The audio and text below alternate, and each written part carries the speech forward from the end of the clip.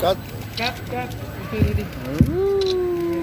Yay! Congratulations! The Santo Niño Chapel here at Senior Citizens Park is now open. Through this chapel, make it a sign of saving waters of baptism by which we become one in Christ, the temple of your Spirit.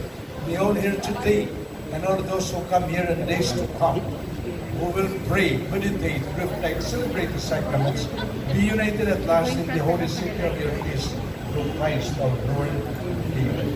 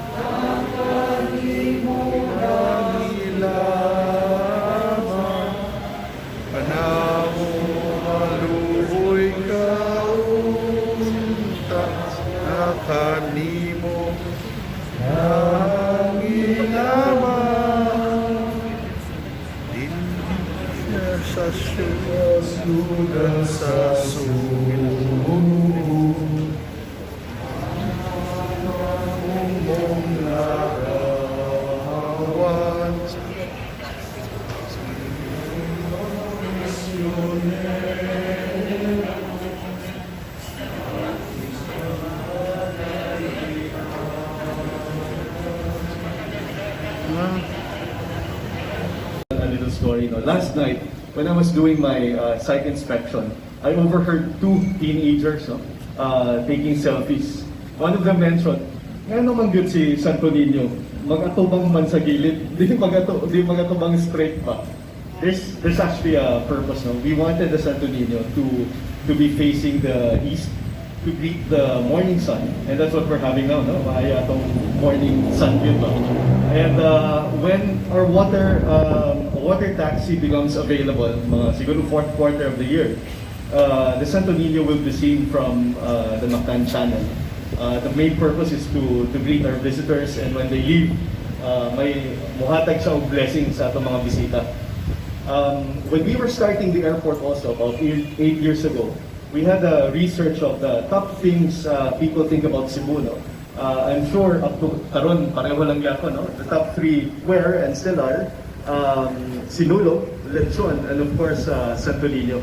Diba? So it's just amazing that 500 years since its arrival, it has become the core of Cebuano Catholic identity. No? So mo na itong Santo Niño. No? So mo lang, to give you more information, ang atong Santo Niño is 30 feet tall. The area, it's on top of this chapel, which is about 300 square meters and can accommodate about 150 parishioners inside. But outside, we have more seats naman, no? So they can say, we'll design this to be a beautiful park. Actually, this whole area of Quezon Boulevard and the whole area of Carbon community will be a beautiful park. No? So you'll see more trees later on. So mga lang na, salamat kayo for joining us, and mayong buntag sa inyo tanan. It's my honor, pleasure, privilege to accept the turnover and the MOA of the Santo Niño Chapel. And with gratitude, we say a big thank you, of course, to the Cebu 2Y Development Incorporated, through, of course, Mr. Louie Ferrer. We would like to say thank you to the city government, Honorable Mayor Mike Rama, and to all of you here present, because we know this is indeed a momentous occasion which would deepen the faith of the people. Exactly 501 years ago, the first Easter Mass was celebrated, and an April after that, the Santo Niño was given to the first groups to be baptized, Timbana and Bigger Mountain. Since then, the image of Santo Niño became the most popular image not only in the Philippines but in many parts of the world. Lately, because of Ivan Jose, we brought the image to Rome, to Spain, to the United States, and many parts of the world. And so wherever the Santo Niño of Cebu is, we know that this little child is Son of God. This little child is powerful. He is our Dr. Balanik Cebu. Once again, thank you very much, and thank you for this wonderful ceremony, Little Ubu, and our gratitude from the Archdiocese of Cebu. I wish all should be reminded that God had risen is the same God yesterday, today, and tomorrow. At this area, it is very near to my heart. I'm always emotional when we talk about this whole area. Not many of you are aware that Magellan's Park destroyed to put up an edifice, and I felt very, very bad. Today, I'm happy because this is being enhanced. Plus, Senyor Santo Niño is being put in place. I was sharing with Louie and Jason, that area over there is actually a connection, still part of the senior citizens park. I wish that as I look at Compania Maritima, I guarantee, as long as I am in government, because that is an edifice that both of us, Mayor Tomas Usmeña and myself, as chairman and vice mayor, chairman of the Cultural Historical Affairs Commission, Louie, we did something and brought it with certain meaning. It's a well-lighted edifice, decay as it may appear, but we put meaning to it. But now, look at that structure.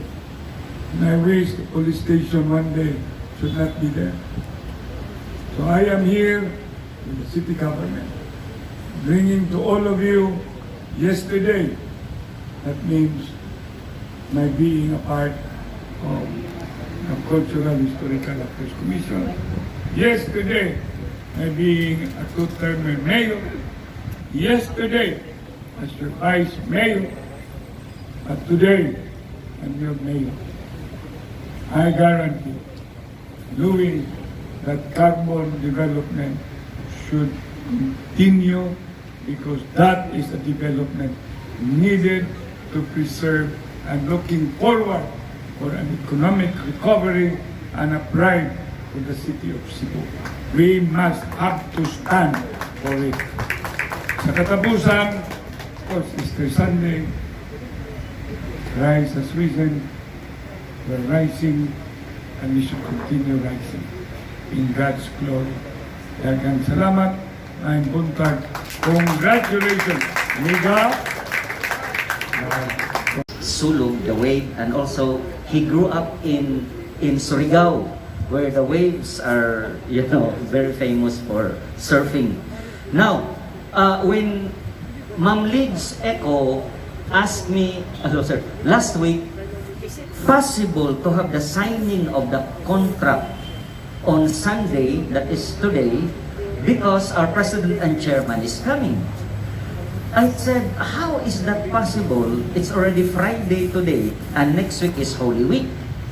And he said, we understand, but we will appreciate if it is possible. I went to the Archbishop, and the Archbishop is so kind to accommodate this. He is tired, he had vigil last night, Easter vigil, and he woke up early for the sugat, and yet he must have considered this very important to the point that he gave way and said, okay, I will sign it next Sunday.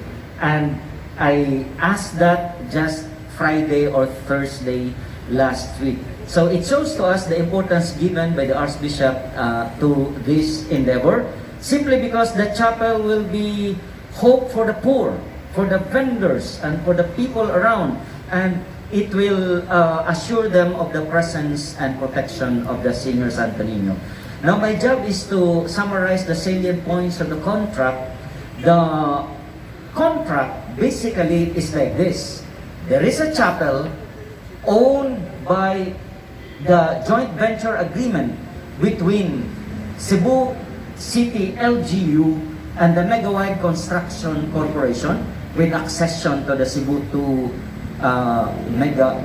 WDI, Cebu 2 World Development Incorporated, Cebu 2 WDI, and the church responsibility is only to manage the sacramental side, the operations.